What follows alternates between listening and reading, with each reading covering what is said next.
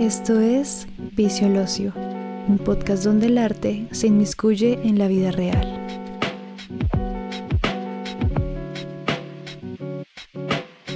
Hoy, ahora bailo reggaetón. Escuchas a Brian Zanahoria y a Melissa Torres.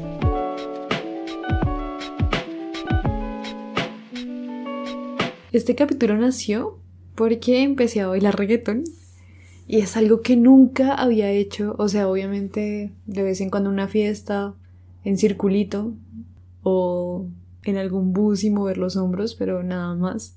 Porque siempre me pareció que las letras del reggaetón eran misóginas y yo no estaba de acuerdo con eso. Fin. ¿Sí?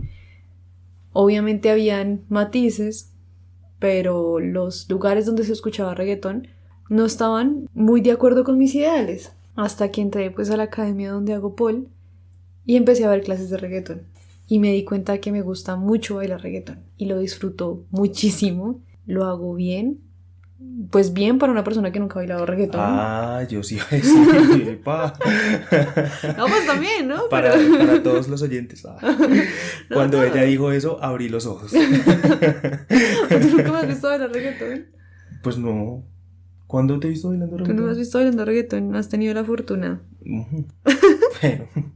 Pero bueno, se me facilitaba y me sentía muy feliz, muy plena haciéndolo.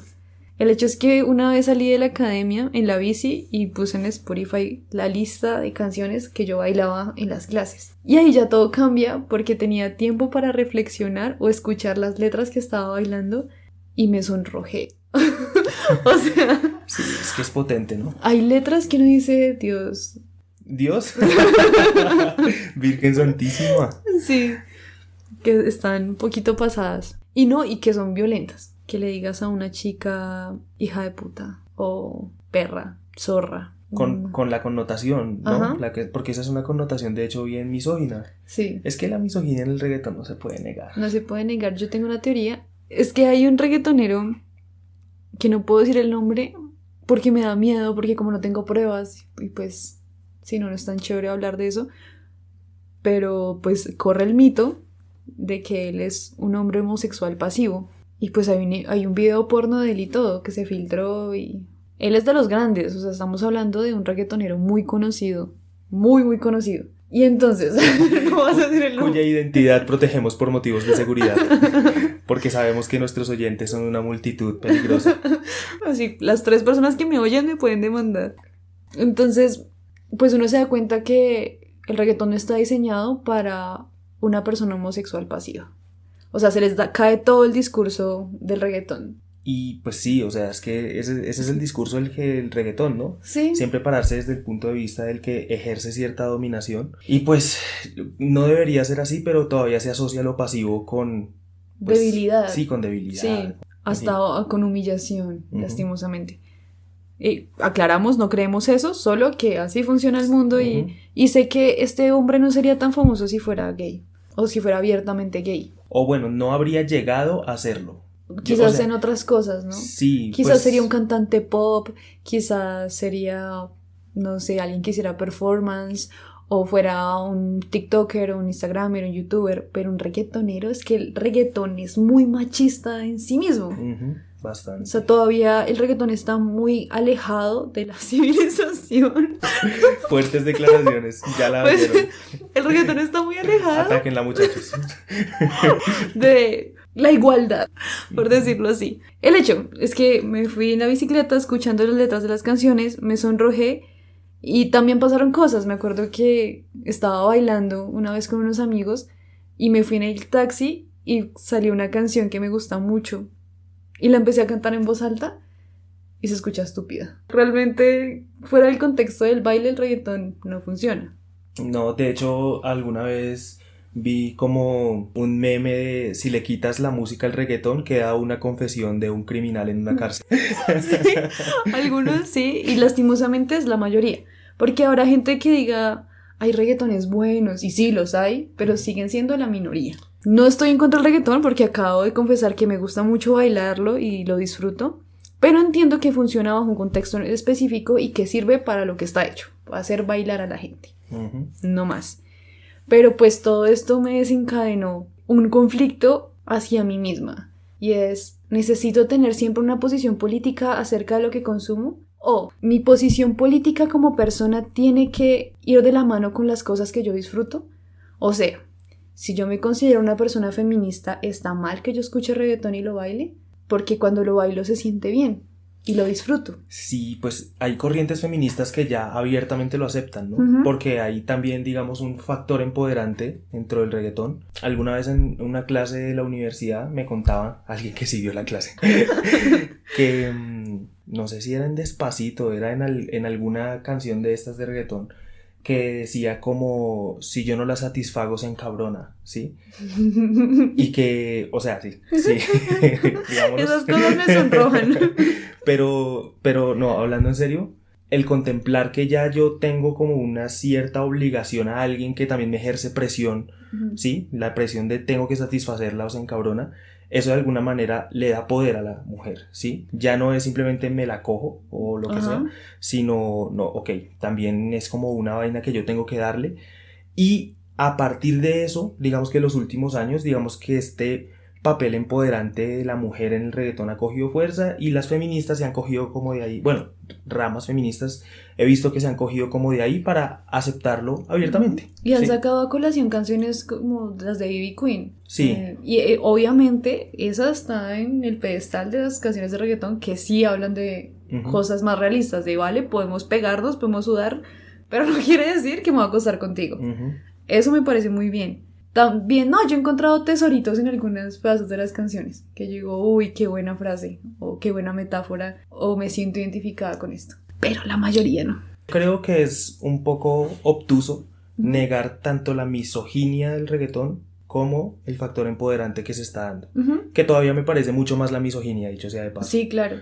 Pero entonces ahí fue cuando yo me puse a pensar, hay artistas que no me gusta como son. O sea, ya de plano, no me gustan como son, no me gustan lo que representan, pero que disfruto mucho, o sea, que de verdad puedo ir en un bus escuchándolo y disfrutándolo. Y pues entre ellos está J Balvin, directamente. Yo digo eso, todo el mundo me hace mala cara. No, yo lo entiendo, de corazón, yo lo entiendo, y él tiene temas súper pegajosos y que sí suenan en una barra bien aletosa uno. Sí. pero es que J Balvin tiene sus vainas. No solamente que sus letras son ofensivas en algunos puntos, que sus videos son ofensivos, sino que como artista es paila. Entonces ahí está la eterna pregunta de ¿hay que separar el arte del artista? Específicamente con J Balvin, es que este man la ha embarrado mucho en los últimos años. No, y es que, no para. No se recupera de una cagada para meterse en otra. Qué tipo no tan desesperante. Sí, no esperábamos nada de él y así logra decepcionarnos. Entonces, una de las cosas que el man hizo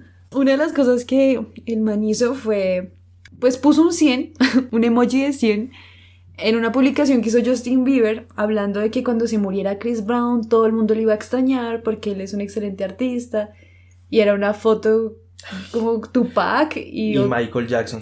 Suma a Tupac y a Michael Jackson y te da Chris Brown. Tras de que es un poco... Gil. Sí. Lambón esa publicación.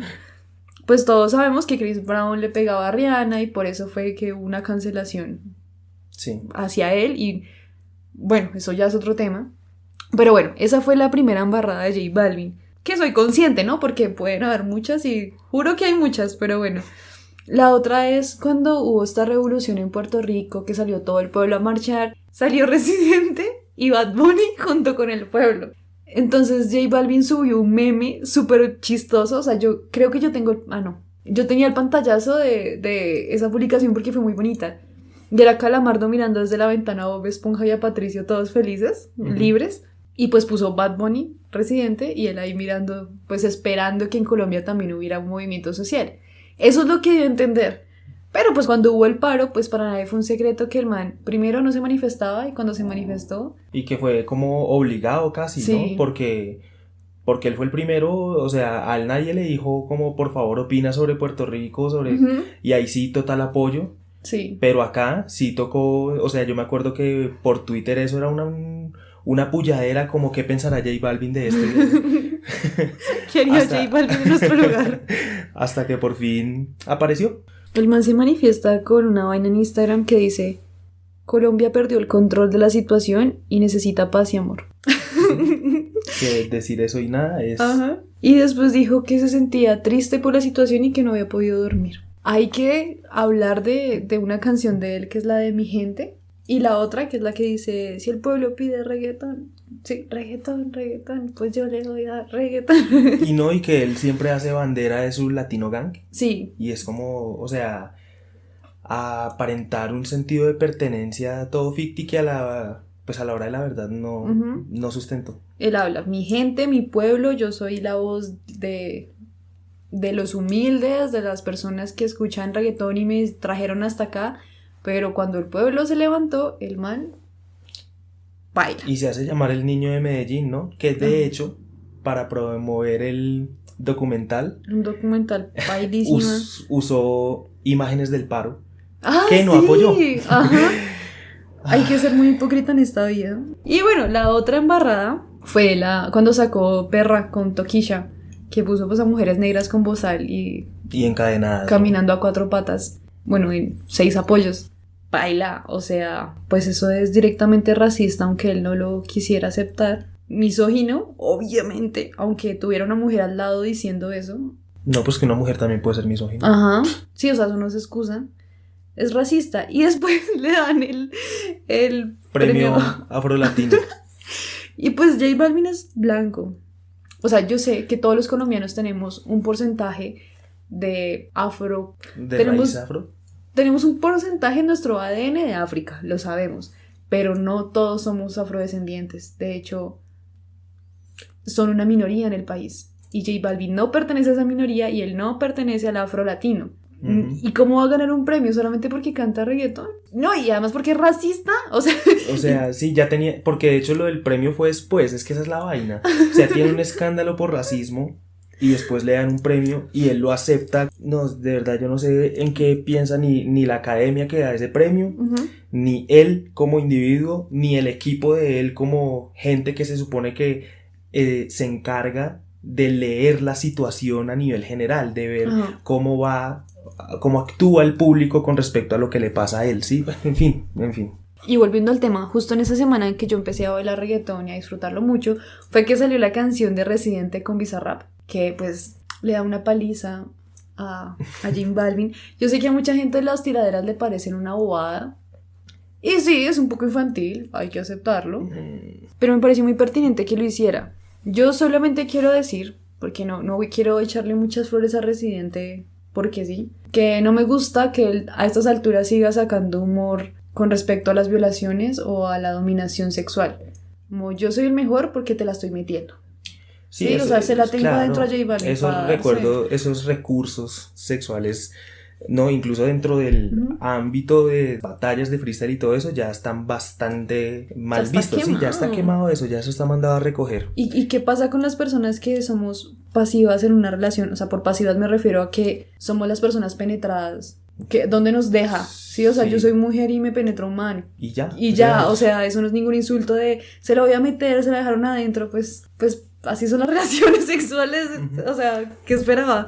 Pero bueno, dejando al lado de eso, y otra cosa, yo quiero hablar también, por ejemplo, del humor de Daniel Samper, que me gusta mucho, el youtuber de 40.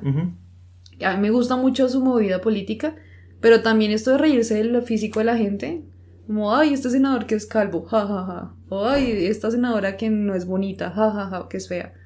También ya son discursos que están mandados a recoger, aunque yo esté de acuerdo con el trasfondo político que tenga este tipo.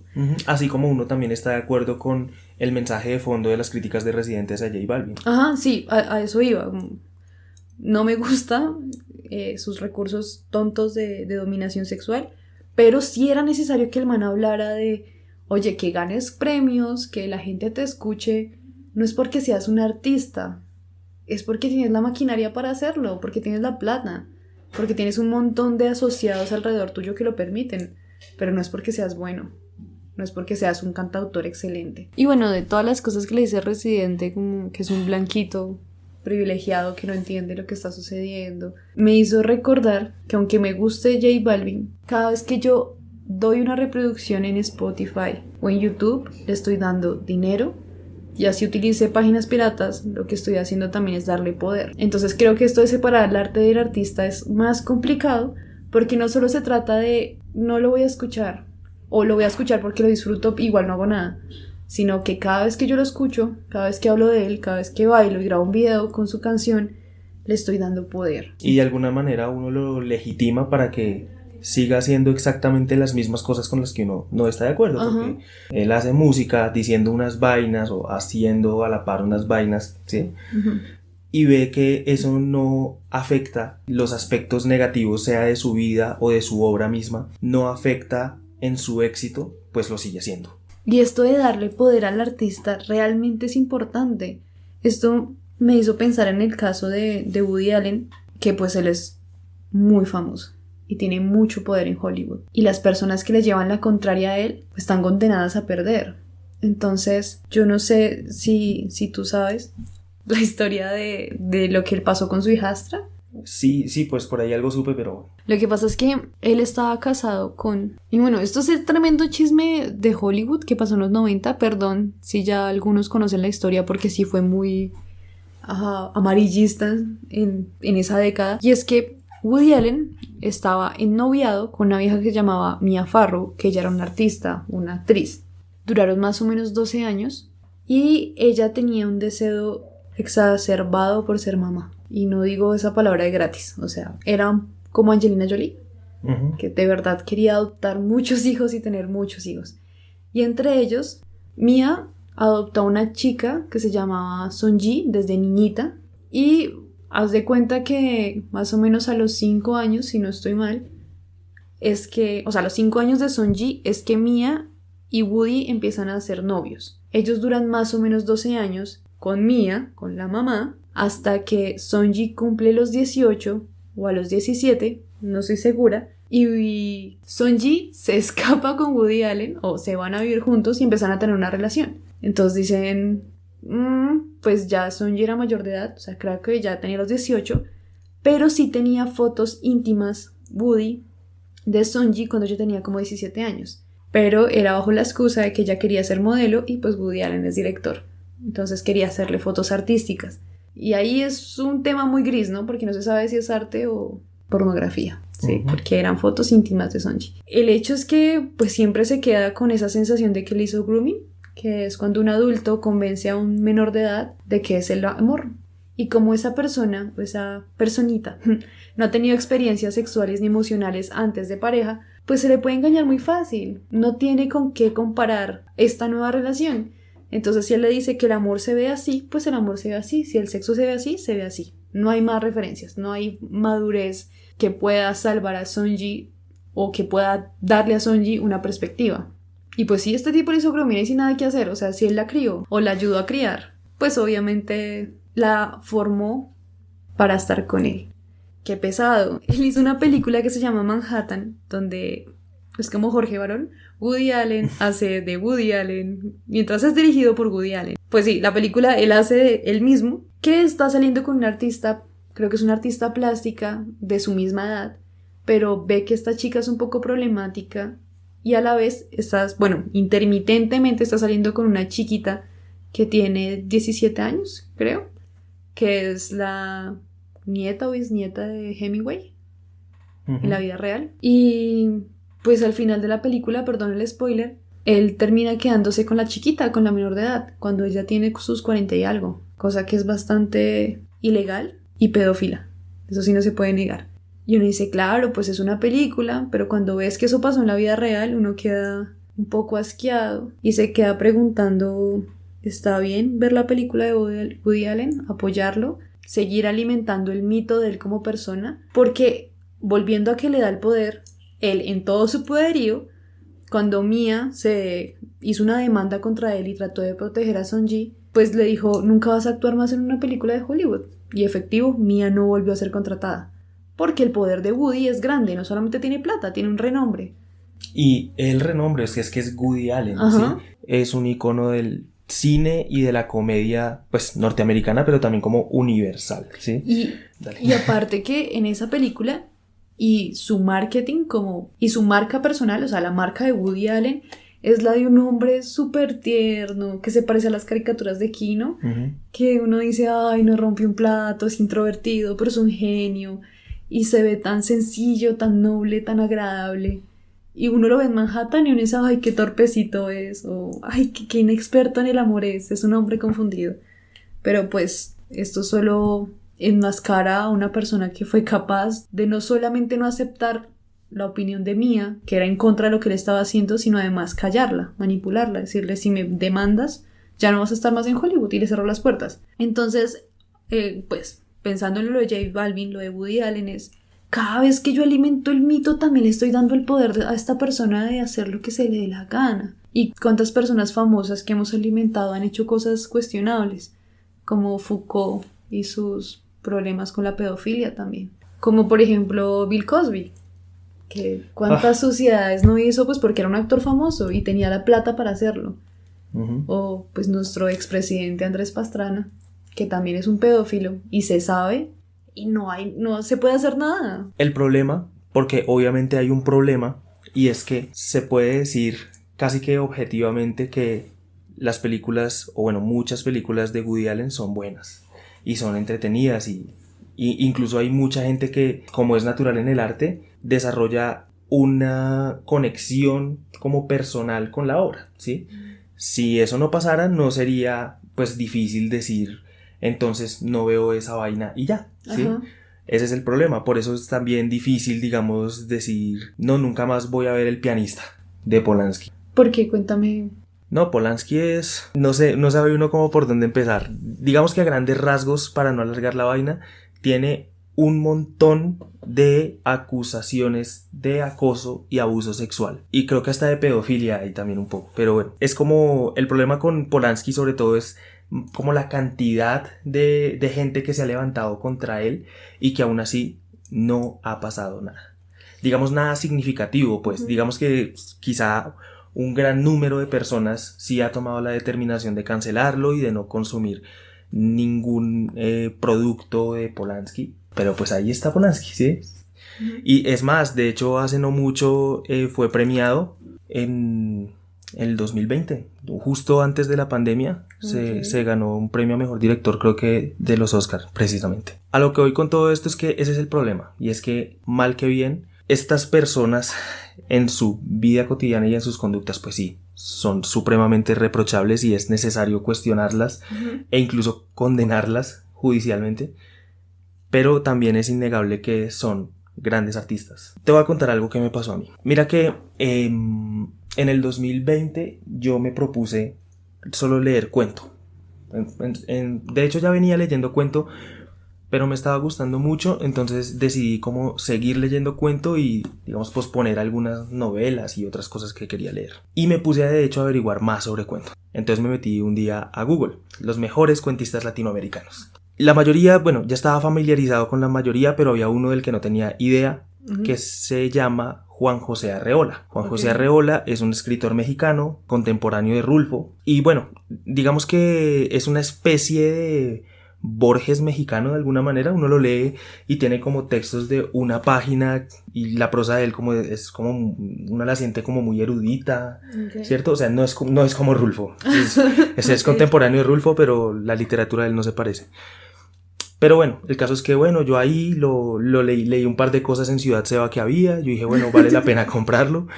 Lo fui, lo compré, de hecho solo había como un ejemplar por allá en una librería nacional de un centro comercial específico y hasta allá me fui porque estaba metido en el cuento.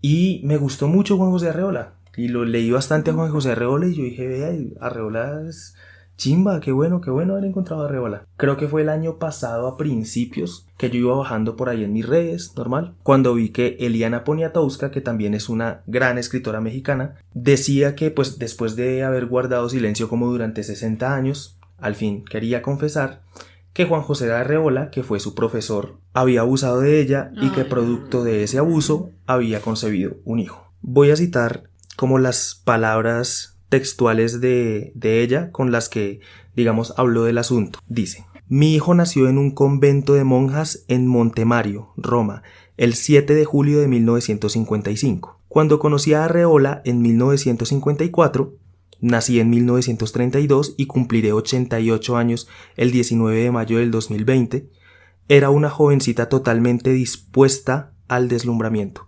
Eso quiere decir que no me enteré de eso el año pasado, sino antes. Perdón, continúo. En esa época, las niñas que se educaban en colegio de monjas salían del convento igual que entraban, más niñas que nunca, páginas en blanco, sin ninguna preparación para la vida. Arreola era un adulto, un hombre casado, con 3 hijos, 20 años mayor que yo. Mi relación no fue una de las relaciones sentimentales del padre y abuelo Arreola, sino un suceso fundamental en mi vida que habría de cambiar no solo mi destino, sino el de mi hijo. Fue la relación de un adulto casado que sabía lo que hacía con una joven inexperta e ingenua en todos los sentidos. Ante esto, la familia de Arreola protestó y empezó a decir, es decir, Arreola ya falleció, entonces fue la familia la que salió a acudir y a decir como pues a defender la memoria y sacaron por allá de quién sabe dónde unas cartas que ella sí admite haber escrito en las que parece que ella como que lo exculpa, ¿sí? Son unas cartas en las que ella le dice como no, yo sé que esto fue un infortunio tanto para ti como para mí, así que sigue tu vida y yo seguiré la mía y tú tienes una familia y sí, y yo soy una niña, no soy mujer para ti, bueno, en fin. Okay. Parece que insinúa ese tipo de cosas, ¿sí? Y bueno, es como una confrontación que está ahí todavía vigente. Igual sabemos que las víctimas de grooming suelen hacer eso, ¿no? O sea, al principio se sienten culpables por el mismo lavado de cerebro que le hizo la persona adulta. Ellos creen que la persona buena es el mayor y que ellos son insuficientes o inmaduros o todo fue de mutuo acuerdo porque todavía no comprenden la manipulación que hay detrás. Entonces, esas cartas probablemente no sean válidas. Y como ella misma lo dice, tenía 19 o 18 años. Eso por un lado, y por otro que ella misma también le respondió a la familia como yo guardé silencio por 60 años. Yo no estoy diciendo nada en caliente. Yo fui la que guardó silencio de hecho y la que ha respetado la valiosísima memoria del señor Arreola. Tengo mi derecho a hablar porque pasa el tiempo y sigo pues pensando que esto es algo que se tiene que saber. Claro. Y bueno, pues yo ya estaba encariñado con la literatura de Arreola y ahorita me da repelús abrir ese libro. Lo tengo acá, literal, atrás mío, tú lo estás viendo. Sí. Pero ya no me da, ¿sí? No del todo, o sea, no voy a mentir. Aún después de saber eso, he abierto como las páginas como temblando un poquito. Y sí leo cosas y sigo diciendo, es que sí me gusta, o sea, realmente me gusta. Y yo digamos que formé esta relación que no es tampoco como el libro más valioso de mi vida, ni el escritor más valioso ni nada, pero sí me gusta y sí formé este vínculo con la obra de Arreola antes de saber eso. Y bueno, saberlo después sí interfiere con la forma en la que consumo ahora esa obra, pero no sé si quiero dejar tampoco de consumirla, sobre todo porque Arreola ya se murió, ¿sí? Okay. Y eso ya es como, bueno, ya no le estoy dando poder a nadie.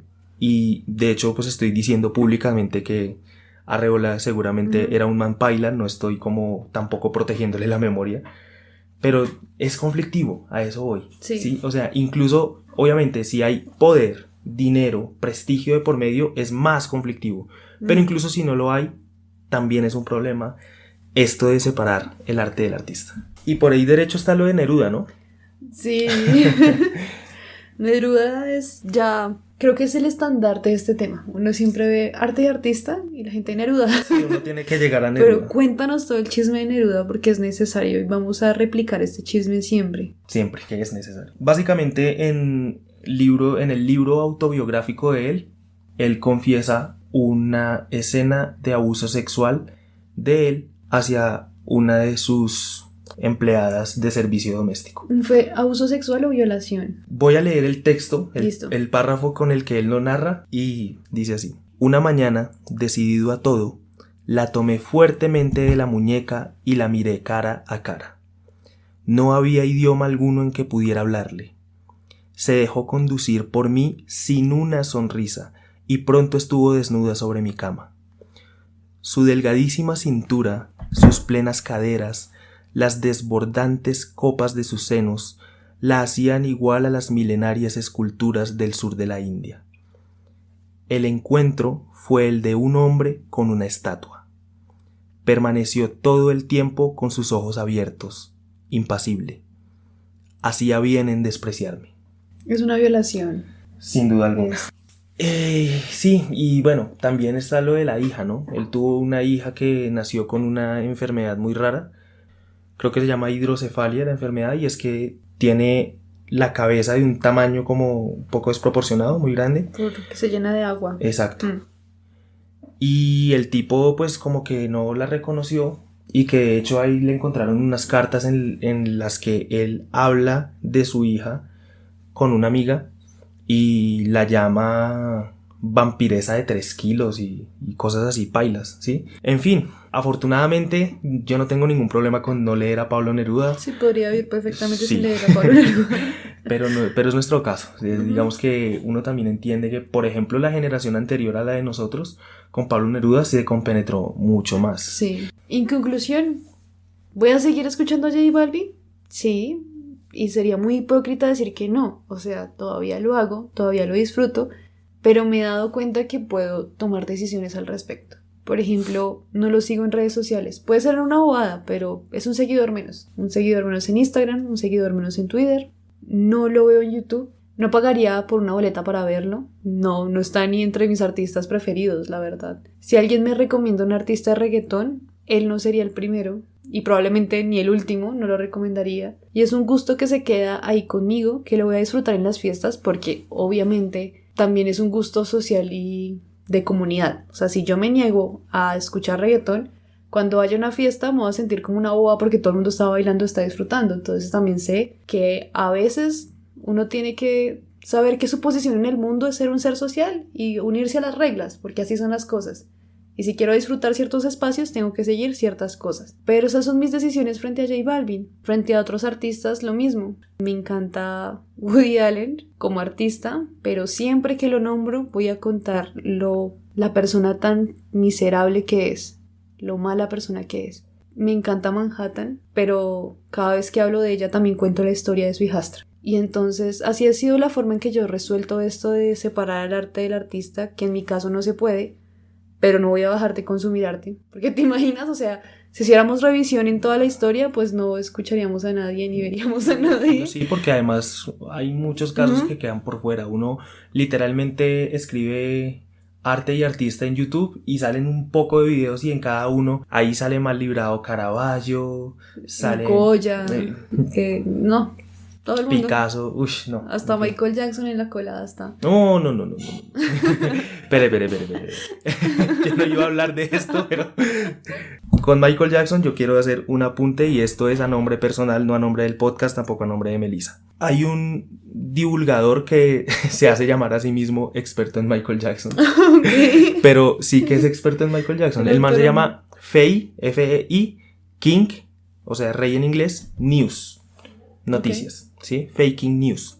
El tipo tiene un video de 3 horas hablando con Jordi Wild acerca de todo el caso de Michael Jackson. Él escribió un libro sobre eso, en el que transcribe todo lo que pasó en los juzgados y demás, ¿sí? Okay. Y él explica, por ejemplo, por qué Michael Jackson sí terminó pagando dinero como para librarse de todos estos líos judiciales, pero nunca terminó en la cárcel. Y es porque todas las acusaciones las mandaban por la vía civil y no por la vía penal. Porque la vía civil da plata y la vía penal da cárcel, y la gente quería pues plata. Okay. Yo creo que Michael Jackson no hizo nada, y ese es un video que yo recomiendo mucho como para empezar como a bajarle o digamos para informarse más, porque también la campaña en contra de Michael ha sido muy masiva con este documental de HBO y sí. En fin. Pero eso es algo que yo, pues luego de un ejercicio como de informarme y tal, he concluido, ¿sí? Okay. Es decir, para mí esto no es lo mismo que lo de Arreola y todo esto, porque los otros sí, digamos que está como mucho más comprobado que sí, ¿sí? Y lo de Michael siempre ha sido como una mancha ahí en el historial y que todavía de hecho se está moviendo mucho. En fin, eso era como ese apéndice sobre Michael. Ok, esa es mi conclusión de qué hacer con el dilema de separar el arte del artista. Digo, no se puede, pero no voy a dejar de consumir arte. Sí, así lo resolví yo. ¿Cómo lo resolviste tú? ¿Cómo vives con esta carga de leer a pedófilos y escuchar a misóginos? Hay un tema, y es que afortunadamente no me pasa lo que te pasa a ti con Woody en Manhattan, y es que la obra está muy permeada de la vida personal del artista. Es que en esa se pasó, o sea, eso fue casi autobiográfico. Sí, se dio garra.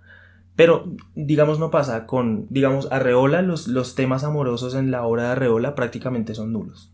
Okay. El tipo es más, como te decía, es más como la erudición, la historia, no sé, toca muchos otros temas que uno dice, digamos, no está proyectando los aspectos negativos y reprochables de su vida en su obra. Y eso hace más fácil separarlos, ¿sí? Porque yo digo, pues, es decir, primero, ya se murió.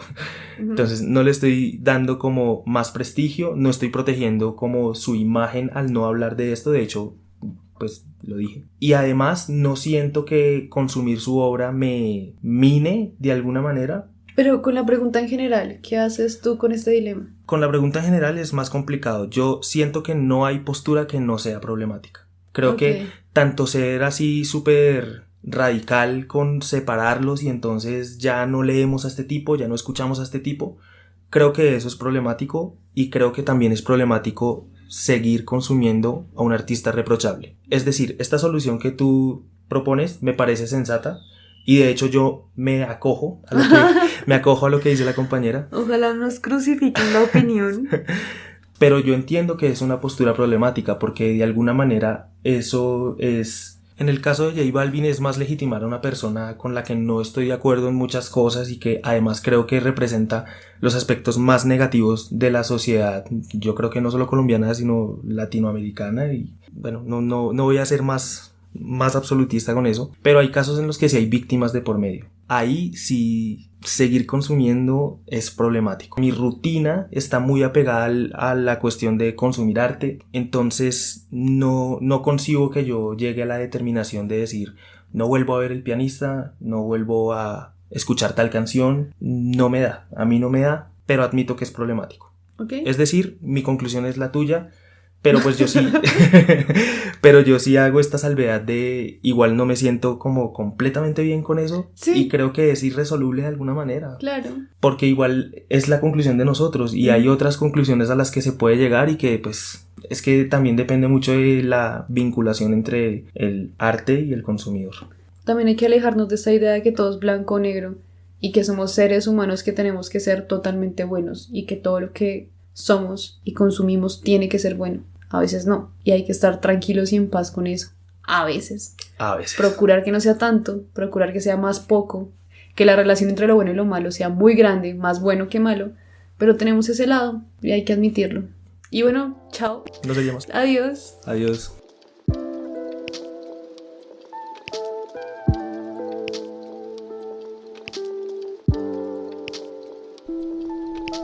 En nuestro Instagram encontrarás todas las referencias del capítulo, además de algunos fragmentos de los libros mencionados.